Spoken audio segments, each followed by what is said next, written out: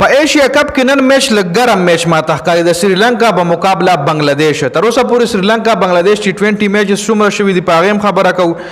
دا نن چې په کوم ګراوند باندې میچ دی دا ګراوند حوالې سره هم خبره کوو. ډومبنۍ بیټنګ پې ښه دی، بالنګ پې ښه دی، سکور پې څومره کېږي تفصیلا خبره در سره شریکوم. خو په ایشیا کپ کې تر اوسه پورې چې څومره میچز هم شوي وو، یو به کمزوری ټیم وو، یو به تکړه ټیم وو، 1 سایډډ میچونه شوي وو.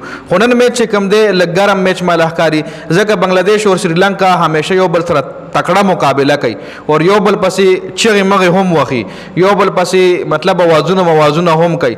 نو یو ګرم میچ کتلو له نن میلاویږي کرکټ شایقین دپاره بنگلاديش ورسز سریلانکا په ایشیا کپ کې. جی T20 فارمیټ ته د ایشیا کپ تر اوسه پورې د بنگلاديش او د سریلانکا په T20 فارمیټ کې 20 میچونه شوي دي. T20 انټرنیشنل میچونه د بنگلاديش او د سریلانکا 20 میچونه شوي دي چې په هغې کې سریلانکا 12 میچز ګټلي دي او بنگلاديش صرف 8 میچونه ګټلي دي. څلور میچونه ته ایڈوانس ته سریلانکا. خو که نور مونږه ګیپ له وګورو نو څه دومره غټ ګیپ نه دی، څه دومره غټ ډفرنس نه دی.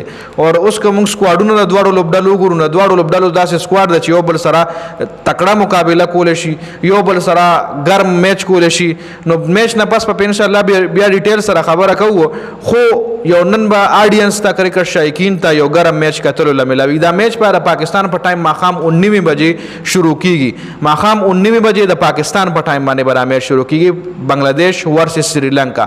خو اوس بقایا خبره کومه په ګراوند باندې وکړو، پیچ ریپورټ باندې وکړو. نو په دې ګراوند باندې تر اوسه پورې T20 چې کوم میچونه شوي دي انټرنیشنل، نور په T20 میچونه داسې ډیر شوي لکه لیګ میچونه شو، یا په د افغانستان چې کوم میچونه وي مطلب ډومیسټک سیزن شو، یا په داسې نور داسې میچونه چې کوم وي لکه لوکل کلب ټیمان چې په ډیر شوي وي. خو انټرنیشنل T20 میچز په دې باندې 67 شوي دي چې په دغه 67 میچونو کې ډومبنۍ بیټنګ والا لوبډلې 28 میچونه ګټلي دي او 25 کې دویم بیټنګ والا 39 میچونه ګټلي دي. مطلب په دویم بیټنګ کې میچ ګټل کېږي په اسانه باندې، دویم بیټنګ کې لږ سکور به کېږي، دویم بیټنګ کې بیټنګ لږ اسان شي. نو په دې وجه باندې نور په فرست بیټنګ کې هم زیات میچونه ګټل شوي دي. په فرست بیټنګ کې هم 28 میچونه ګټل شوي. دا نه چې بس ټاس څوک وګټي نو به پیله بالنګ اخلي، دا نه ده. لکه مطلب ډومبنۍ بالنګ به هم کامیاب دی، ډومبنۍ بیټنګ به هم کامیاب دی. لکه کچرې داسې وه چې صرف پې ډومبنۍ بیټنګ کامیاب وي نو بیا په دې باندې ډومبنۍ بیټنګ چې کوم وین ریشو هغه پې زیاته وه. خو 28 اور 39 مطلب ډومبنۍ بیټنګ والا 28 میچونه ګټلي دي او دویم بیټنګ والا 29 او 39 اور په دې پیچ باندې ډرا شوي میچونه چې کوم دي د هغې تعداد پې زورو دی. خو دې نه علاوه په دې پیچ باندې ایوریج سکور چې کوم کېږي هغه 140 نه والا 170 د دې میچ کې په دې باندې ایوریج سکور کېږي. نور په دې باندې هایست سکور چې کوم دی ابودابي ګراوند ده، چونکې کېدای شي ما د نوم نه یشتري، خو ابودابي ګراوند باندې دا میچ دی، شیخ زاید سټیډیم ولا ویل کېږي. په دې باندې هایست سکور چې کوم دی هغه په آیرلینډ کړی دی 225 رنزونه، اور لوویسٹ سکور په چې کوم دی هغه په نایجیریا کړی دی چې په 66 رنزونو باندې نایجیریا ټیم په دې ګراوند باندې آوټ شوی دی اور آیرلینډ په 225 رنزونه هم کړی دي. مطلب 140 نه 170 پورې په دې ایوریج سکور کېږي اور 225 سکور چې کوم دی په دې باندې چا کړی دی آیرلینډ کړی دی. خو دې نه علاوه 150 نه کم سکور په دې باندې 41 ځله شوی دی.